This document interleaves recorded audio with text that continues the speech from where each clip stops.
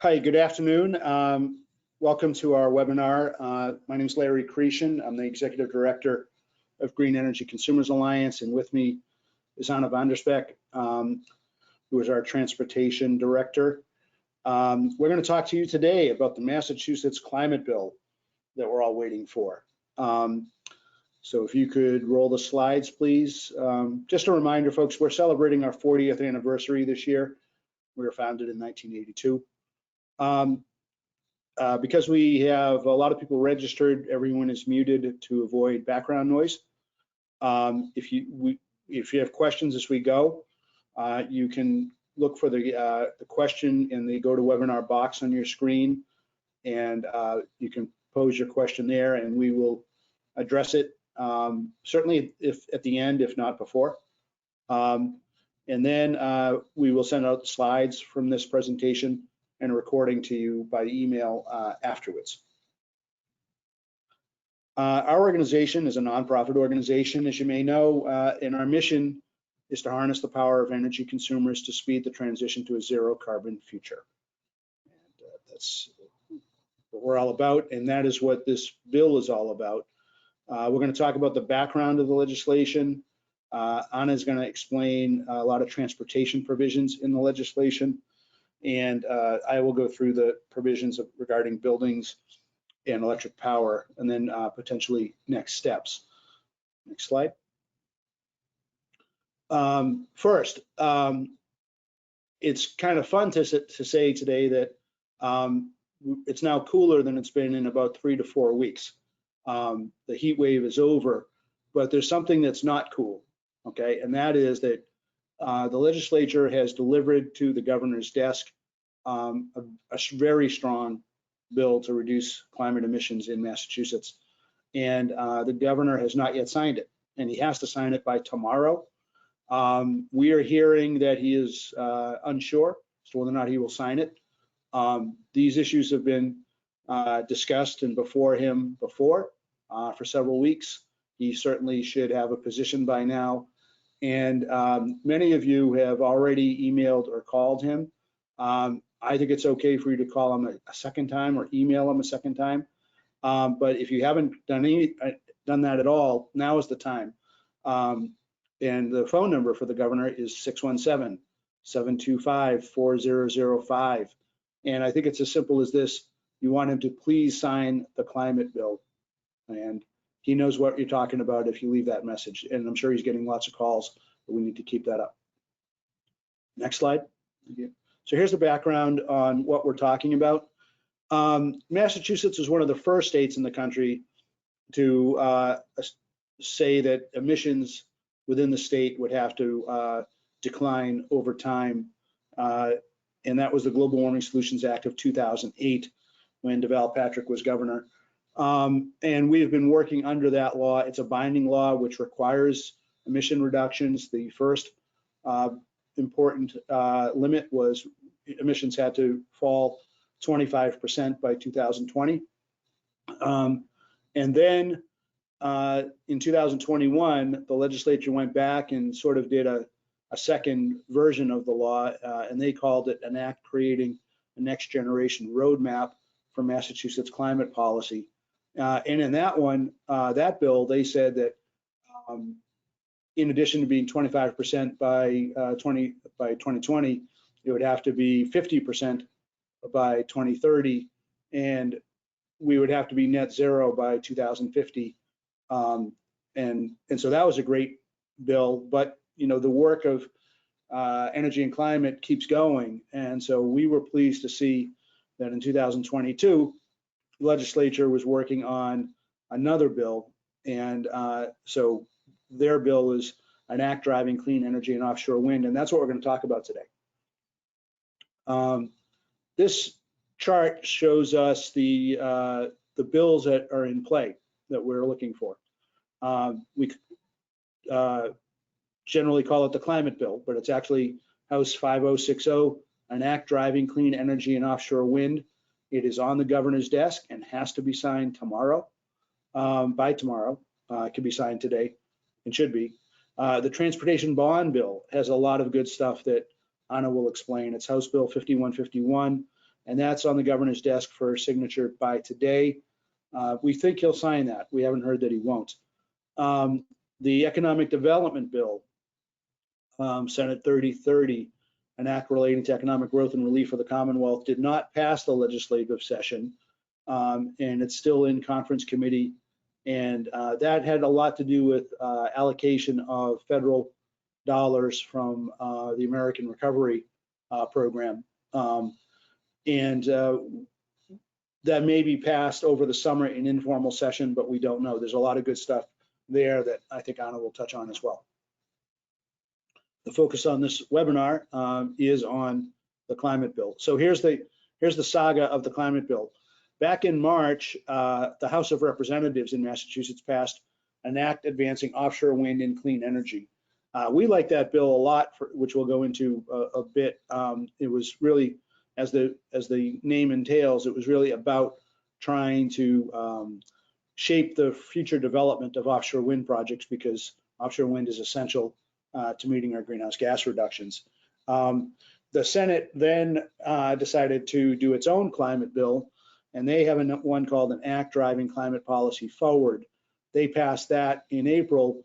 That bill took a different approach. They were focused mostly, but not entirely, on transportation, in particular electric vehicles. We like the provisions in that bill too.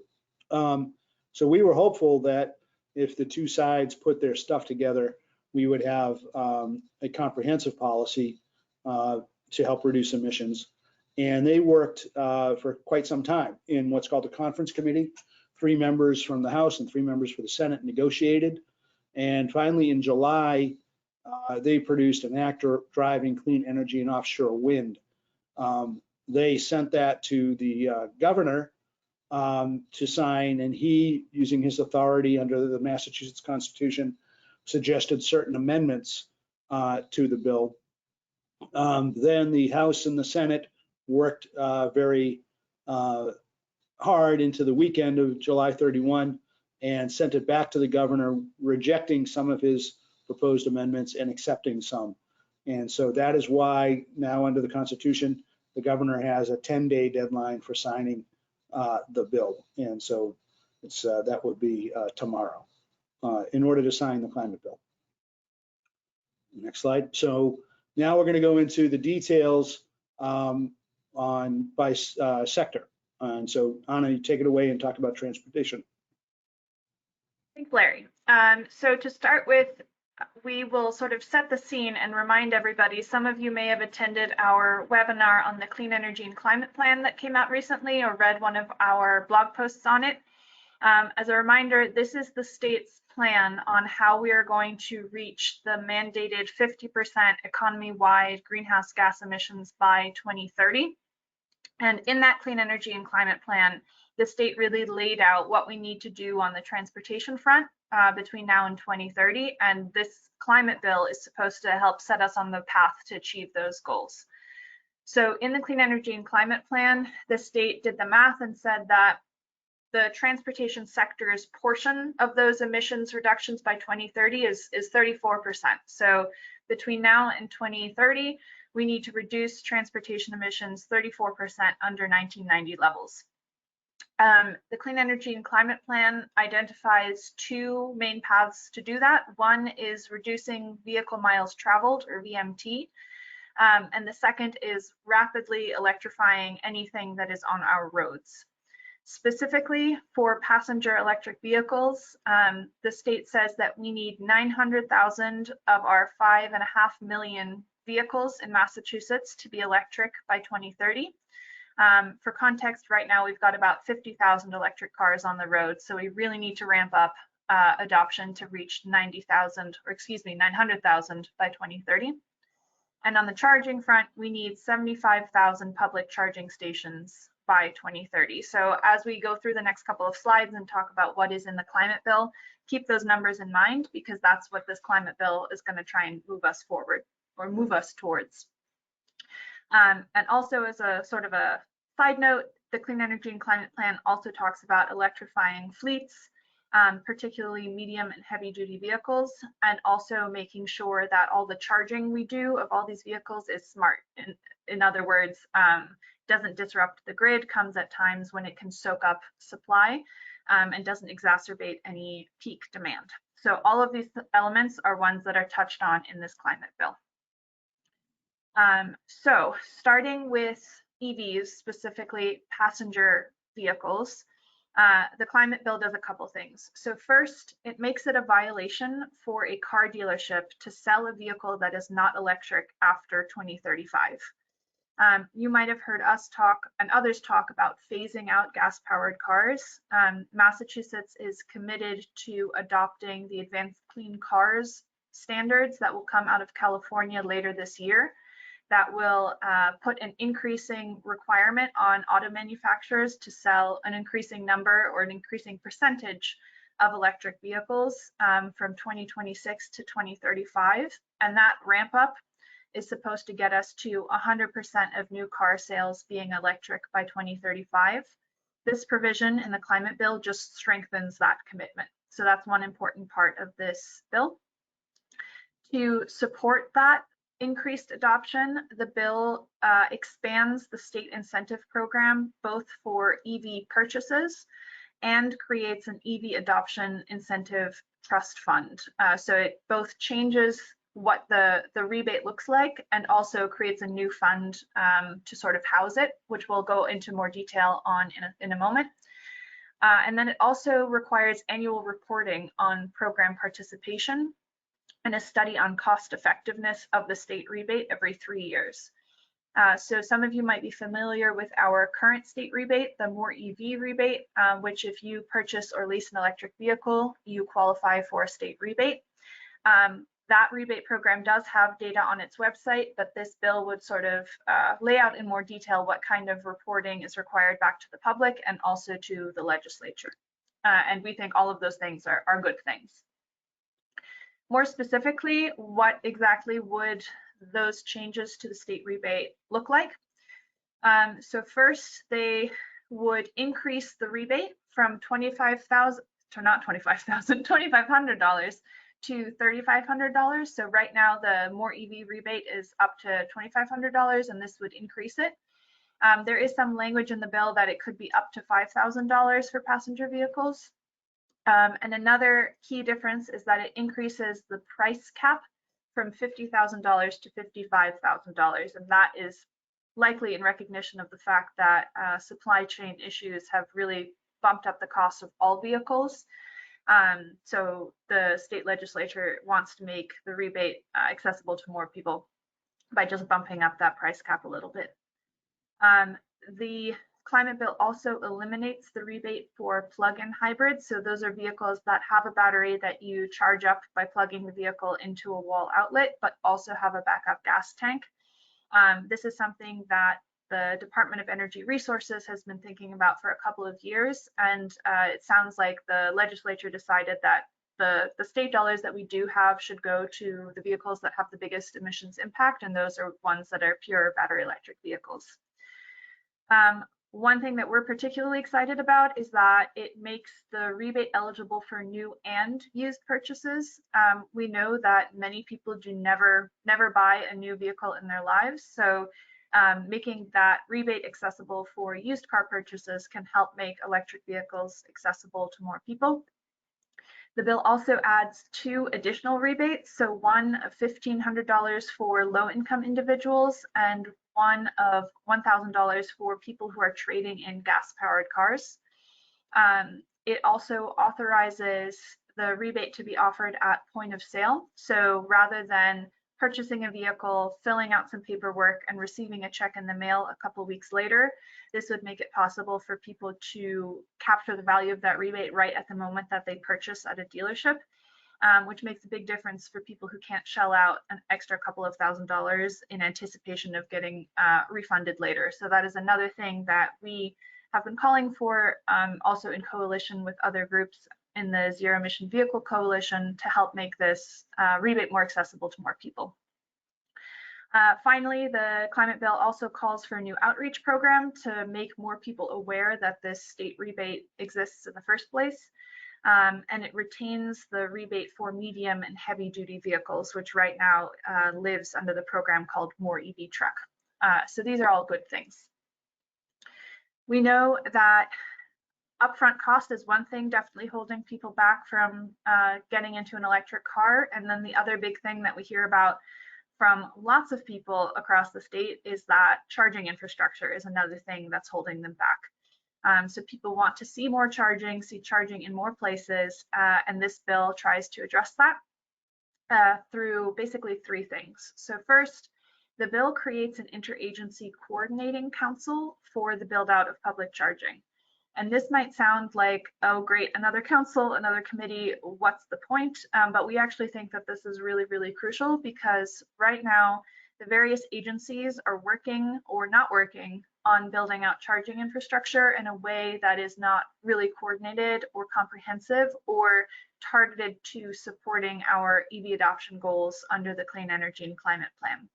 So the Department of Environmental Protection has a program to help people install charging stations with incentives. Mass DOT is now in charge of managing the federal funds coming down the pike for installing charging stations. And then Department of Energy Resources does all this stuff with the EV rebate itself and more EV. So we think it's really crucial that those different agencies and others come together and talk to each other to make sure that the rollout of charging stations across the Commonwealth really does reach people who need that charging and makes sense in a sort of comprehensive statewide way. So that's a really key point in our perspective. Secondly, the climate bill creates a charging infrastructure deployment fund so that the state can help actually fund the installation of these charging stations, particularly in places where the private sector might not want to go by itself just yet. And then finally, it requires the Department of Transportation to install charging at some key locations, specifically all service plazas on the Mass Pike, and then a handful of commuter rail stations, subway stations, and at least one ferry terminal. So far, we've talked mostly about passenger vehicles, but the climate bill does address transportation more broadly.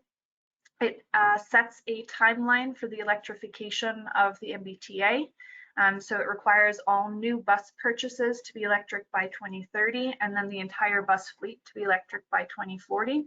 And crucially, it calls for the prioritization of routes in underserved communities to be at the front of the line for electrification so that they can get the advantages of less air pollution, quieter service, cooler buses first.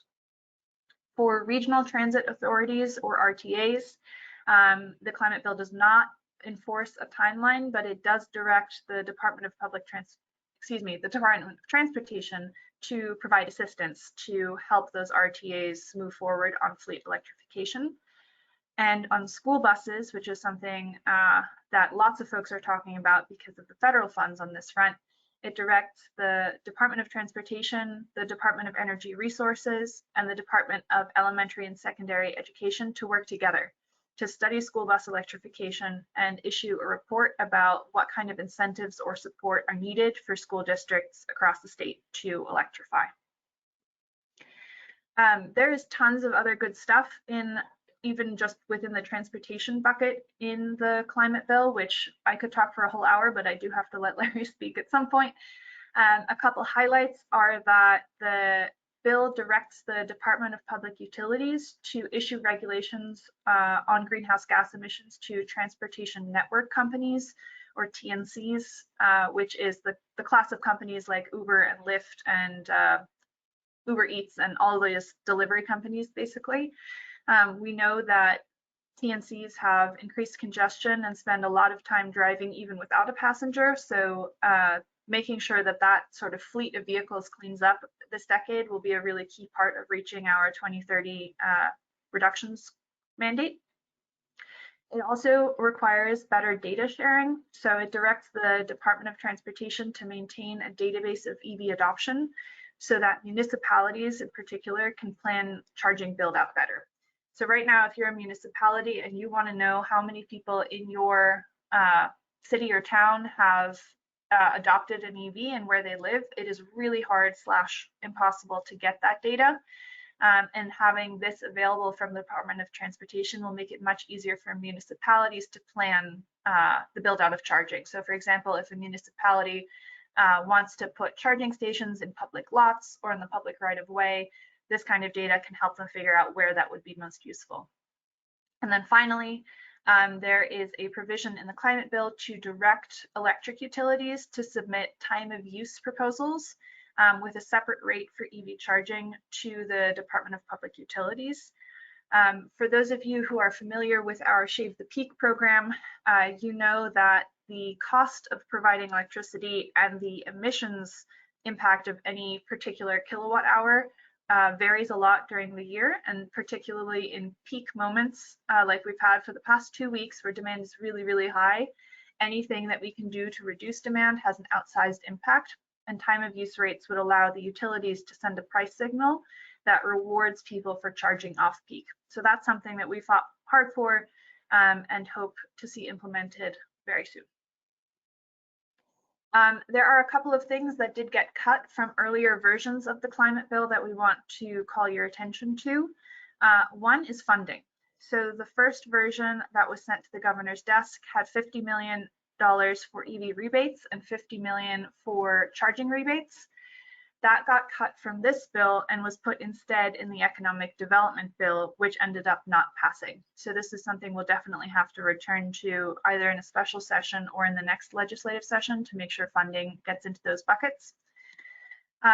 We worked really hard to get a provision on off-peak charging rebates, which is very similar to what I just talked about with time of use prices, into the bill. The language that we advocated for had specific categories of benefits that we thought should be monetized in any off-peak charging rebate. That language was taken out, so that is something we will definitely return to next year. And then finally, Senator Crichton filed an amendment on the Senate version of this bill that we supported that put a timeline on commuter rail electrification, and that was also taken out of the final climate bill. So that is something that we and other advocates will definitely return to in the future. Speaking of the funding got taken out of that bill, how are we actually going to fund the EV rebates? So again, the economic development bill had $50 million each for the EV incentive and charging funds. That bill may be taken up again in a special session before the end of the year, but we don't really know. But regardless, the state budget that was passed earlier this spring included $27 million for the existing state rebate program, More EV, through the end of June 2023. So there's no risk of More EV suddenly running out of funds, but to fully realize the vision in this climate bill, we do need that economic development bill to pass. So that's something that we will definitely keep working on. But wait, there's more. There's also a transportation bond bill, and that is the one that Governor Baker will hopefully sign today. It is very long and it's very big, and we could spend a whole webinar just talking about that, but instead we'll talk about a couple of highlights. The transportation bond bill includes funding for MBTA and Regional Transit Authority safety improvements, modernization, and electrification. It has funding for EV charging stations. It has a bunch of funding for replacing high emission vehicles, electrifying shared mobility like Uber and Lyft, school buses, freight and delivery, and More EV truck. It particularly excitingly has funds in there for an e-bike incentive program and the classification of e-bikes, which will allow bike shares like Blue Bikes to incorporate electric bikes into their fleets. And it has funds for fare-free bus routes and a study of low-income fares and congestion pricing. So big picture on this transportation bond bill, the bill authorizes bonds, but it does not appropriate funding. So that is a key distinction. We want this to pass, but then the advocacy will continue to make sure these funds all actually come down and support the things that we need. And one big goal of the transportation bond bill is to put up the money that we need to match federal funds to apply for discretionary funds under the Infrastructure Investment and Jobs Act. So stay tuned on this. It's a big part of this picture. So in summary, we have a little slide to talk about where all the money is going and where it's all coming from. So We have two buckets here. We've got EV incentives and EVSE incentives, or charging incentives. Right now, we've got More EV, which is the state program for passenger vehicles, and More EV Truck, which is the one for medium and heavy duty vehicles. And on the charging infrastructure side, we've got Mass EVIP, which is a state program to help install charging, and Make Ready, which is a utility program to bring down the costs of installing charging. This cohort of bills does a lot of things. So first, the state budget puts $27 million into the More EV bucket, which is great. Then the Senate climate bill sets up these two new funds, the EV Incentive Trust Fund and the Charging Infrastructure Deployment Fund, but doesn't put any money into those buckets. The economic development bill would, or will, when and if it passes, put $50 million into both of those buckets. And then the transportation bond bill sets up an e-bike rebate bucket, which is kind of in between these two, and then funds More EV Truck, e-bike rebates, and Mass EVIP, the state program for charging stations. So between those three things, we've got millions of dollars coming down the pike to support all of these good efforts. And then one thing we wanted to highlight too is that for those of you who've attended our previous webinars on the electric utility proposals at the Department of Public Utilities, they want to invest millions of dollars, hundreds of millions of dollars in charging infrastructure over the next couple of years. We'll have to see what the DPU approves, and that should be coming soon by the end of this summer. But between all of these things, this is really going to change the picture for transportation in the next couple of years. So in sum, call Baker, tell him to sign the climate bill, because we need all of these things to get on the right path to meeting our 2030 goals. But with that, I will turn it over to Larry for buildings and heating. Thank you, Anna. And folks, I just want to highlight one point that Anna made. If you could go back to that slide, which is a lot of fun with the boxes and arrows. Our organization realizes that to have good energy policy, you have to look at what the legislature does, then also what the executive branch does once laws have been passed. And what a lot of people don't realize is how much happens in the area of regulation and work by the executive branch. And so in particular, if you just look at the numbers, the utilities are able to go to the Massachusetts Department of Public Utilities and propose changes to our electricity system. And oftentimes they propose stuff that we don't like, and we oppose that. But we intervened on the cases that Anna's referring to, where Eversource, National Grid, and Unitil are asking for permission to expand a program they call Make Ready, which helps subsidize the installation of charging stations. And just look at the numbers.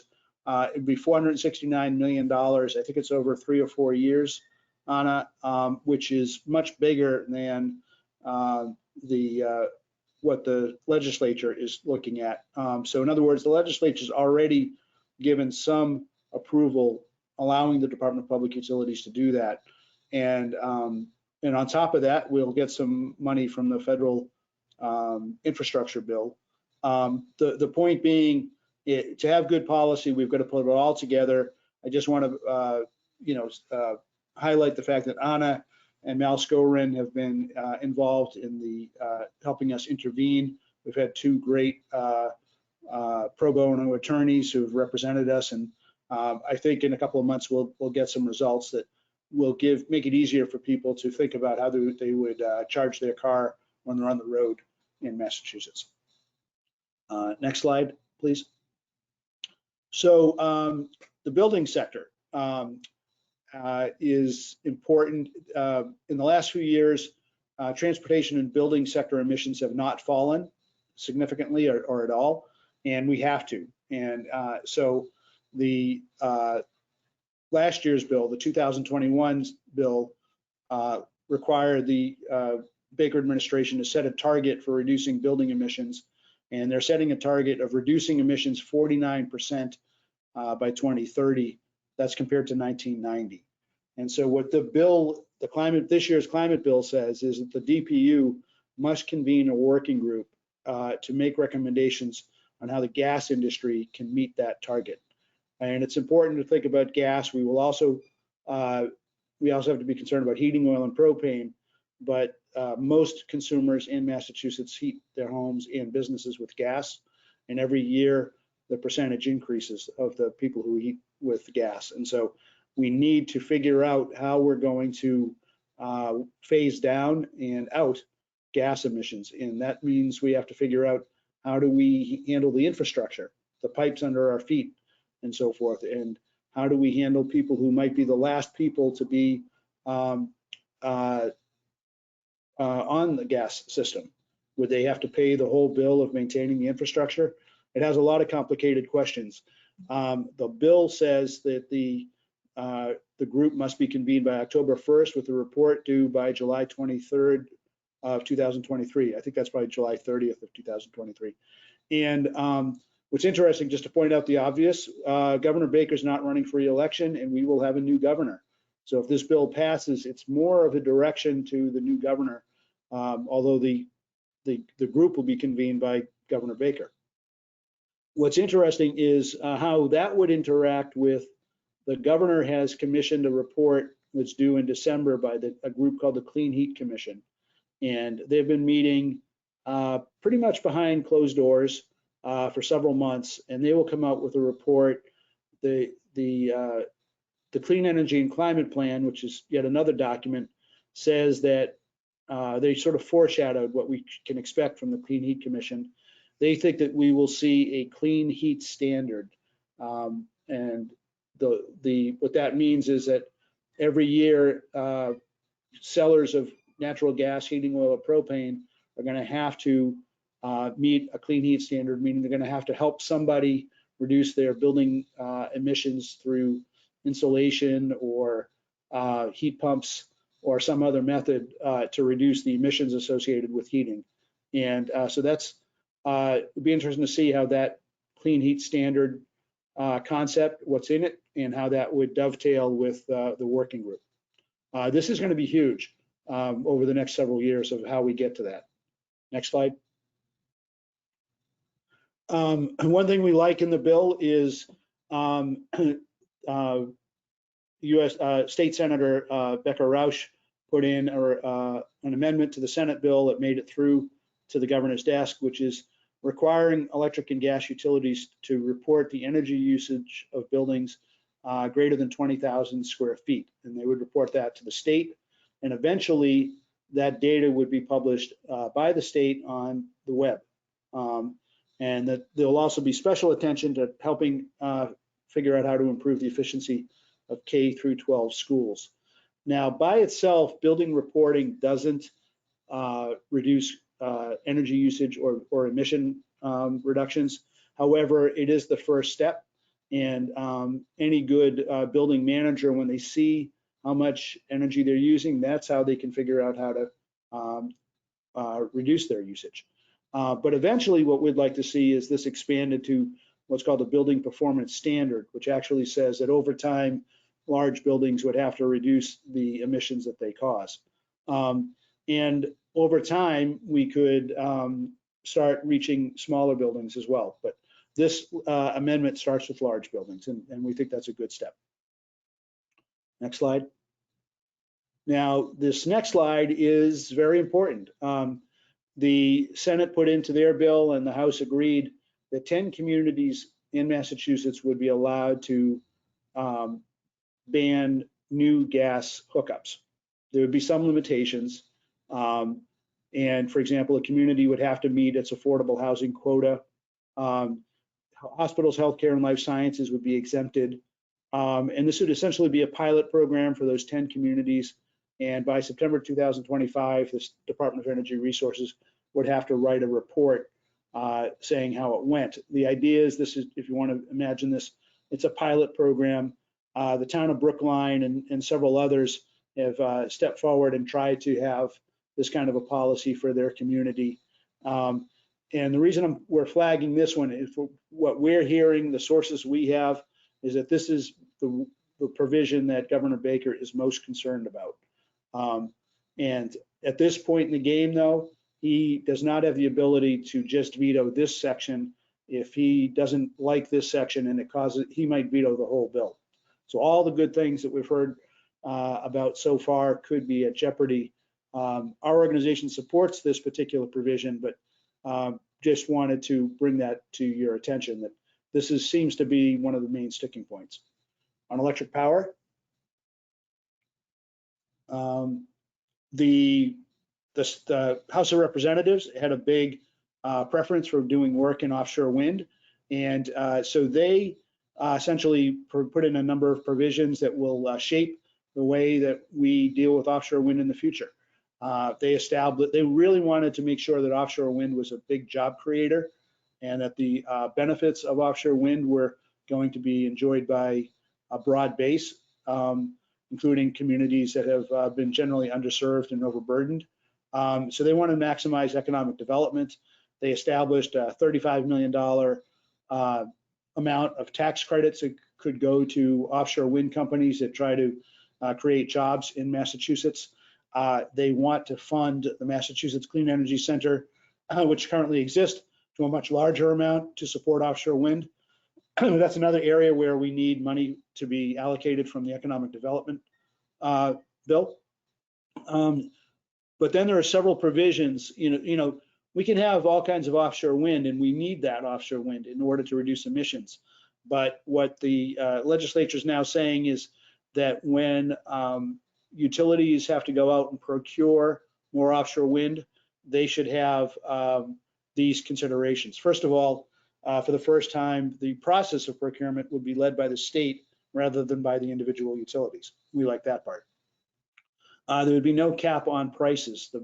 Currently, there is a cap on how much the offshore wind projects could come in. This is leaving it more open to the market.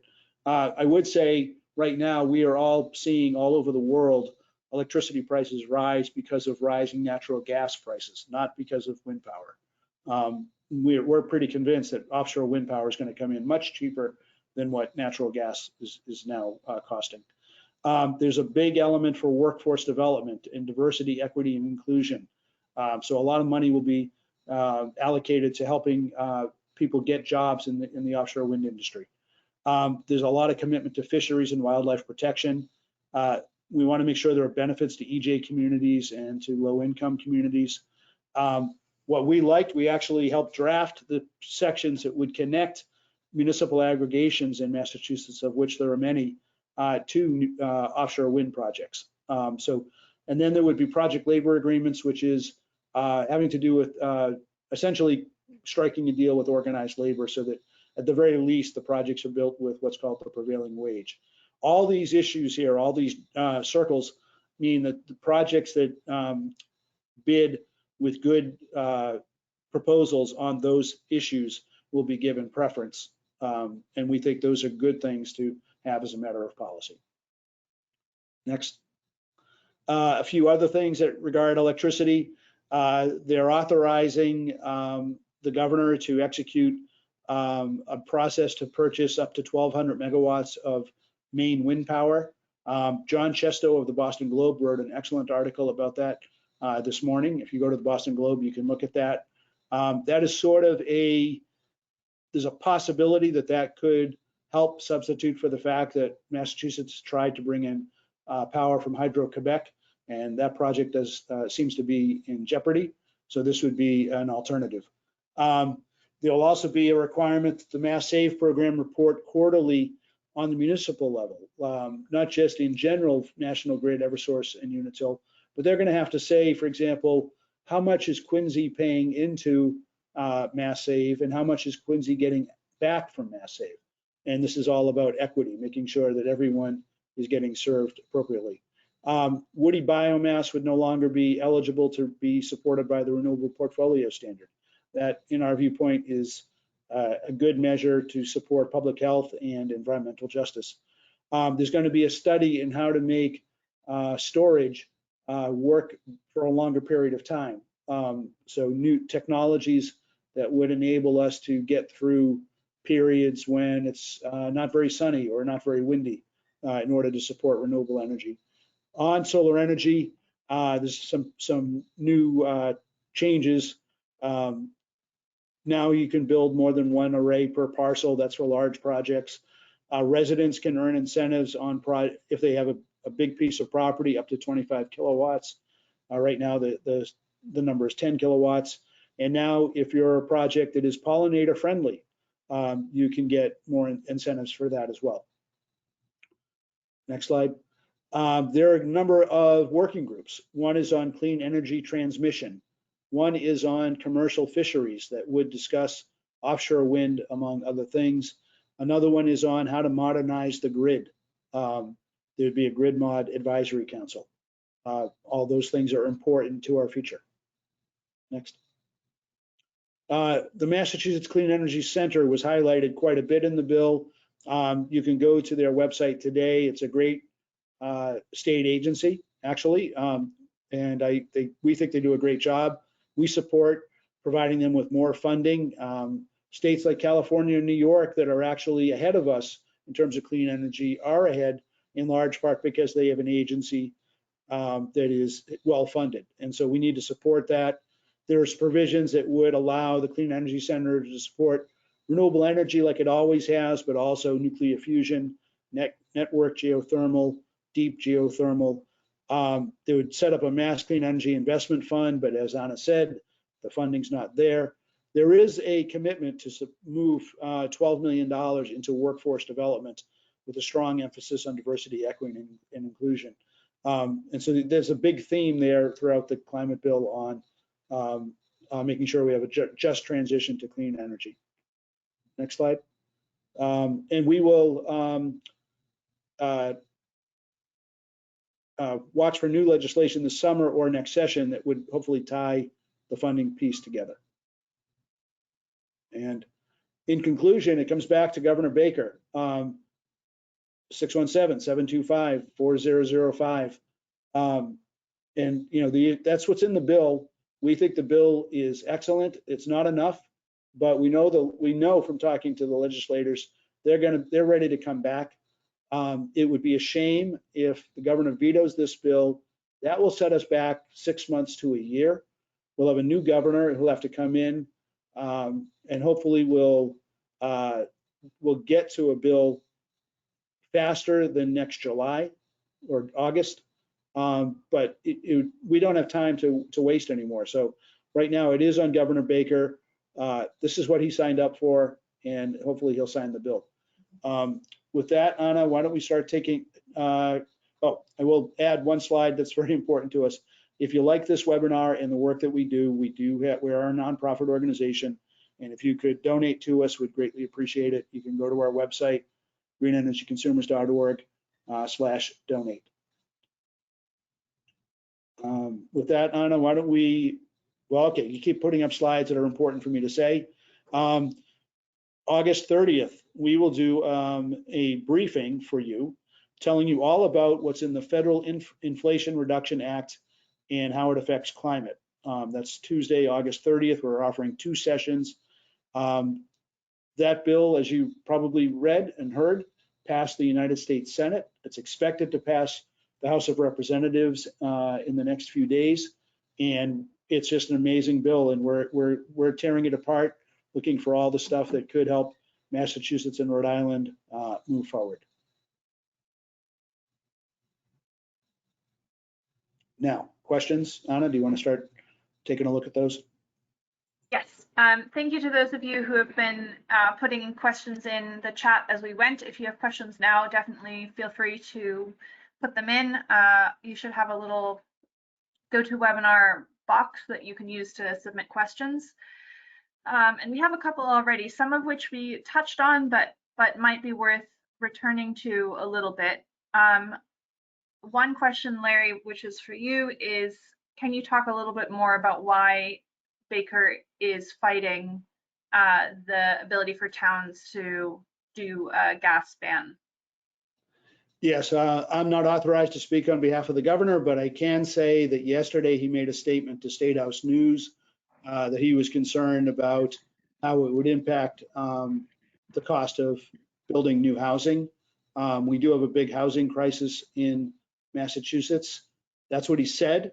I hope that's his motivation. That's a decent motivation, but nonetheless, housing advocates are, as far as I can tell, are not asking the governor to veto the bill. I believe that the folks who are lobbying the governor to veto the bill are essentially the real estate lobby, maybe the development community, not necessarily affordable housing developers. And he also made a statement to the legislature.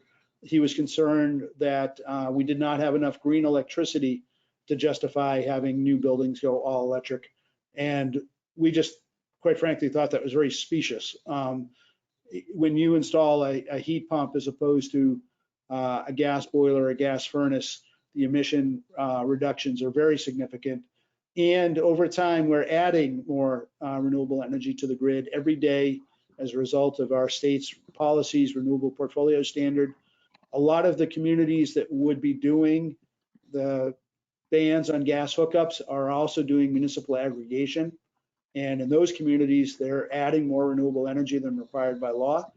And so it just doesn't seem to add up. I don't think those are legitimate reasons for the governor to oppose allowing communities to do that. Thank you. There's one transportation question that I will take on. The question is on the ban or the provision that makes it a violation for a dealership to sell a vehicle that isn't electric starting in 2035. The question is, how does Massachusetts ensure that customers do not simply buy gas cars in other states and bring them into the state and have that affect our climate goals? I think that's a very good point, or we think that's a very good point. There was other language earlier in the session that would have made it a violation to register a vehicle in the state, a new vehicle that is not electric, which would have gotten at that issue. The way this language is written, it doesn't. So I think that might be something that we come back to in future legislative sessions. But the good news is that the advanced clean cars regulations, which again will ramp up electrification mandates on manufacturers, will shape the market in states that adopt them, like Massachusetts and others across the state, across the nation, hopefully Rhode Island, hopefully some other New England states. But even in states that don't adopt them, because the states that do generally adopt those regulations out of California, because they make up such a huge chunk of the car market in the country, hopefully by 2030, most people will be buying electric vehicles anyway. But it is true that as written, that does leave a hole that people can go through to buy new gas-powered cars, and that's something that I'm sure we and the state will have to return to.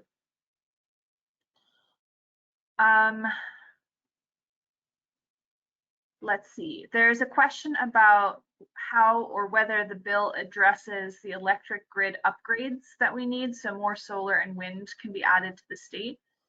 Utility companies hold all the power right now and often undermine initiatives. That might be covered in the grid modernization piece that you talked about, Larry, but do you have any further comments?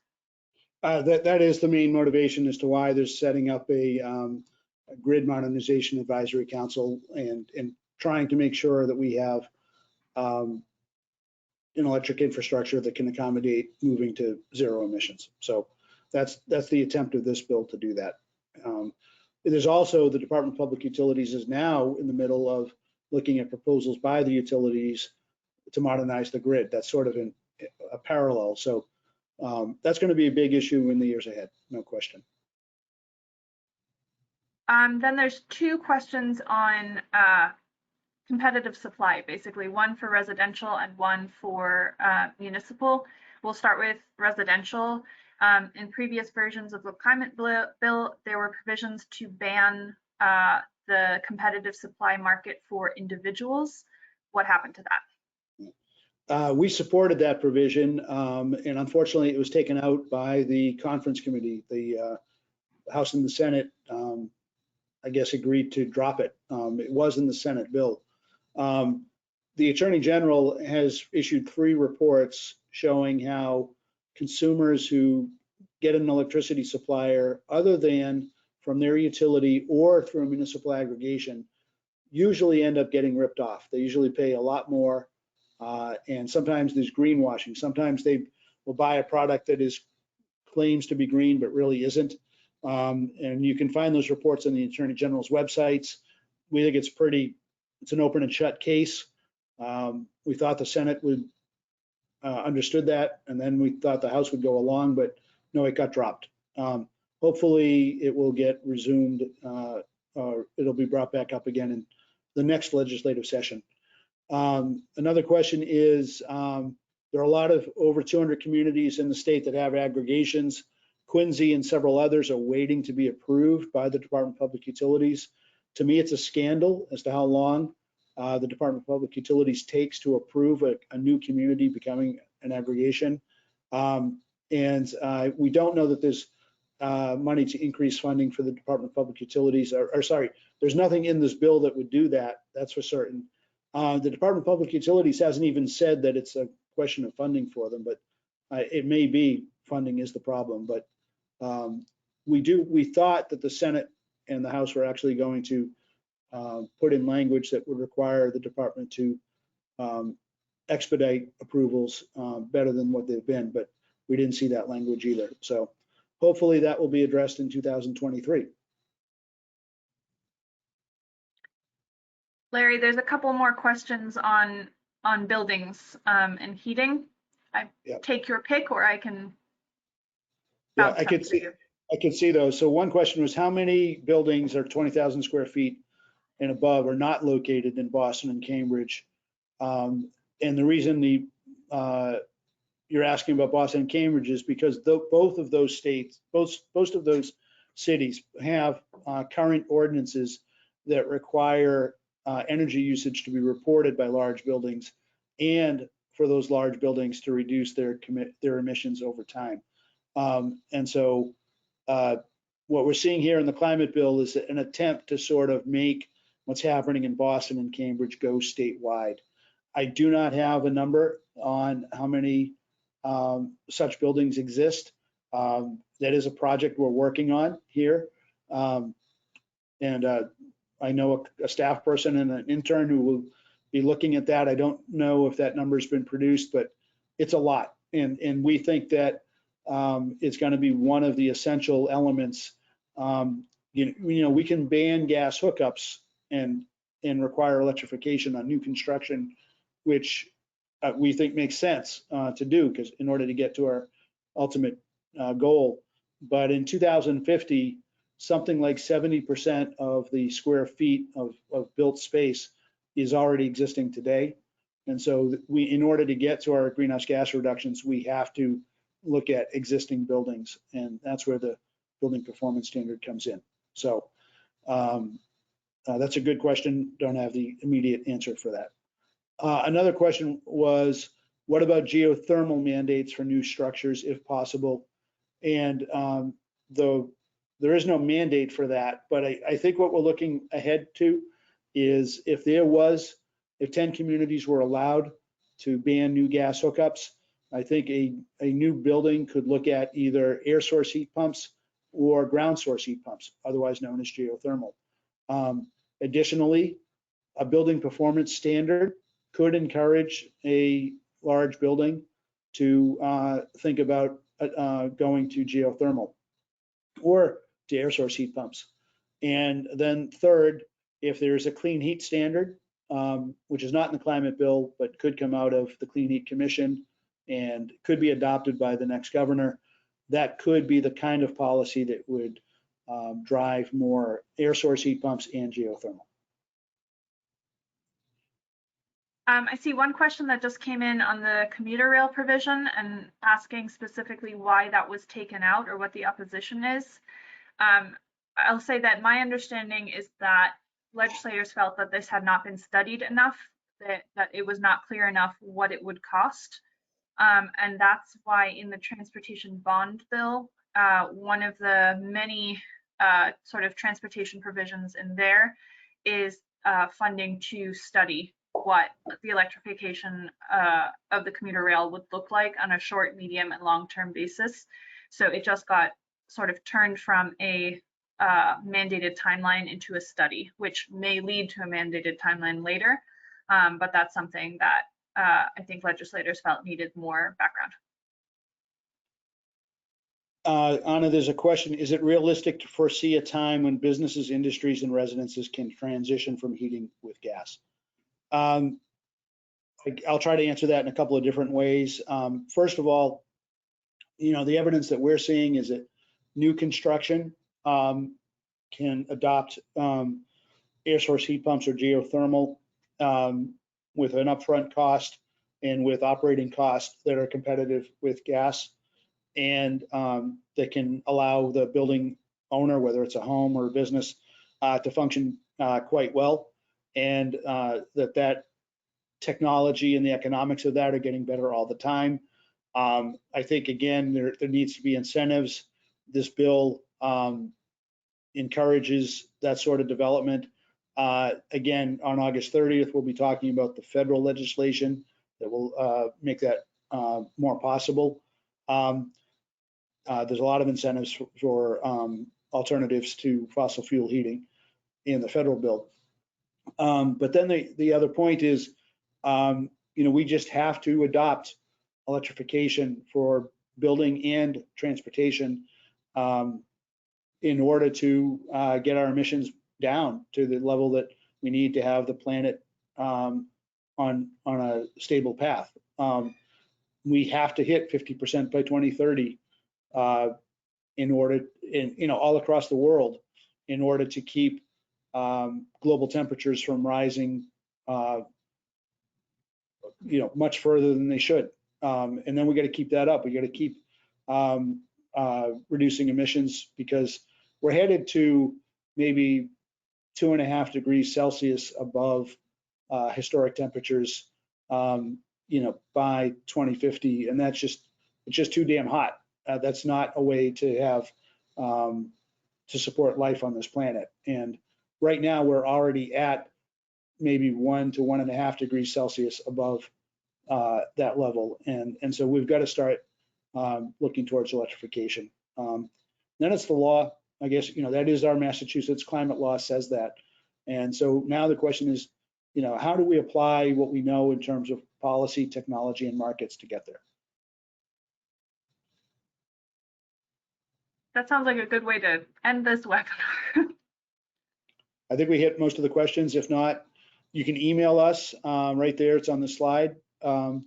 If you want to ask us any further questions, and please join us on August 30th, where we'll talk about the Federal Inflation Reduction Act. But I just can't beg you enough. Please contact the governor's office. Use whatever words you think might be appropriate in your own framing. He has a legacy. Can you just imagine right now where we finally got some traction at the federal level on climate? And while he's been governor, some good things have been done on climate. To veto this bill right now would be a crying shame. Well, thank you, Anna. have a great day, everybody. Bye.